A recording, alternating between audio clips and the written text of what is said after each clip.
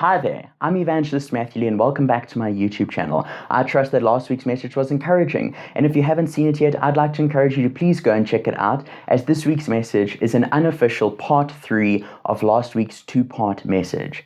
And my title for today's message is Vision, and this message was inspired by a couple of things that were said in church over this past weekend. So family, over the last week I spoke to you about when the devil comes to steal, kill, and destroy, when he comes to cause us to crash and burn. And last week I gave you 4 tactics that I've used in my life personally to stop the devil when he tries his tricks with me. And that leads me to today's message, family, where I want to encourage you to keep on keeping on, to remain resilient and steadfast in your walk with God. Family, what does resilient mean?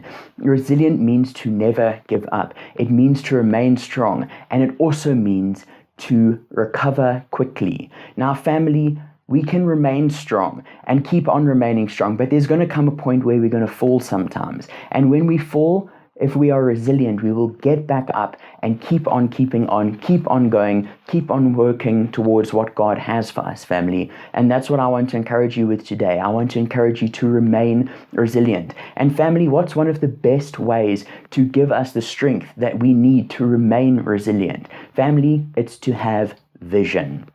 And the reason that this is good for us, for the vision, is to give us a goal. It's to give us something to work towards. You see, Jesus, as I said a couple of weeks ago, when he went to the cross, he could have tapped out at any stage when it got too difficult, but he didn't. And why didn't he, family? Because he had his eyes fixed on the vision. He had his eyes fixed on our salvation, and that gave him the strength to keep on keeping on, family. So I want to encourage you to remain resilient, and to remain resilient we need to keep our eyes fixed on the vision. And what is the vision? The vision is the plans and purpose that God has given you. And you might say, but I don't think I have that. Think back on some of the prophetic words that God has given you, maybe some of the dreams that God has given you, some of the aspirations and desires that God has given you. Those are some of the vision. You know, God won't always necessarily give us the entire vision in one go, but he'll give us bits and pieces. What he's given you, work towards it. And you might be saying, but he hasn't given me any of those. Does that mean I don't have a vision? Does that mean I don't have a purpose? No.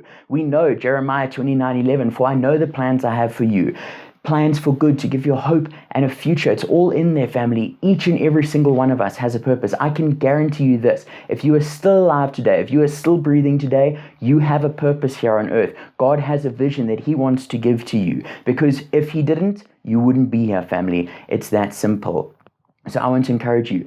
If you don't know your vision, or if you're unsure about it, or maybe need clarity on it, seek God. Pray. Spend time in fasting. And allow him to impart the vision to you, so that you will have that goal to work towards, so that you don't tap out, so that you don't give up, so that you can remain steadfast, so that you can remain resilient, so that you can keep on keeping on to fulfill the plans and purpose that God has for your lives, family, as Jesus did and as his disciples did after him. They also did that. They also went through trial and tribulation and difficult times, and Paul went through the majority of it. He got the worst of it. But what did Paul write in 2 Corinthians chapter 4?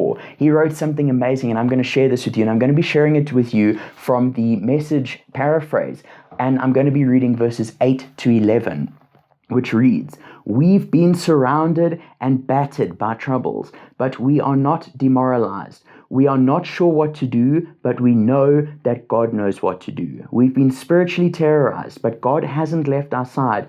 We've been thrown down, but we haven't been broken. What they did to Jesus, they do to us. Trial and torture, mockery and murder. What Jesus did among them, he does in us. He lives. Our lives are at constant risk for Jesus' sake, which makes Jesus' life all the more evident in us."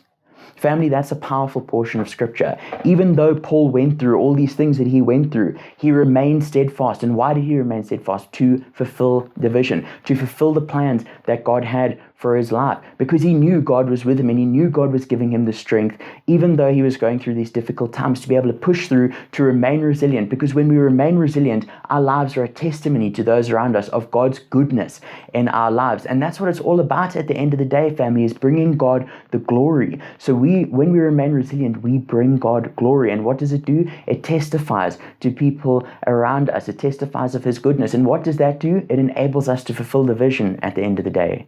Because at the end of the day, family, the vision revolves entirely around the Great Commission. Each and every one of our purposes that God has for our lives somehow, in some way, revolves around the Great Commission, family.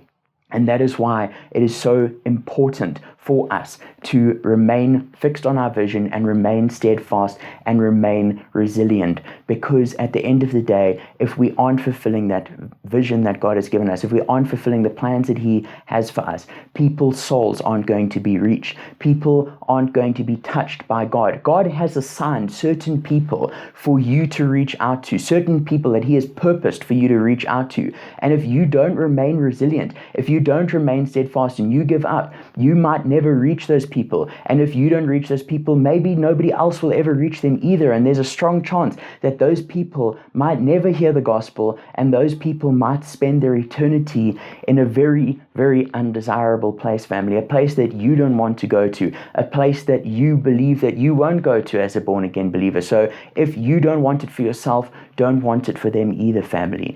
It all revolves around the Great Commission at the end of the day. It's all about souls, and that's why we need to remain resilient and steadfast and keep on pushing through at the end of the day, family, because our eternity and the eternity of other people around us relies on it, family. So I want to encourage you, remain resilient for God.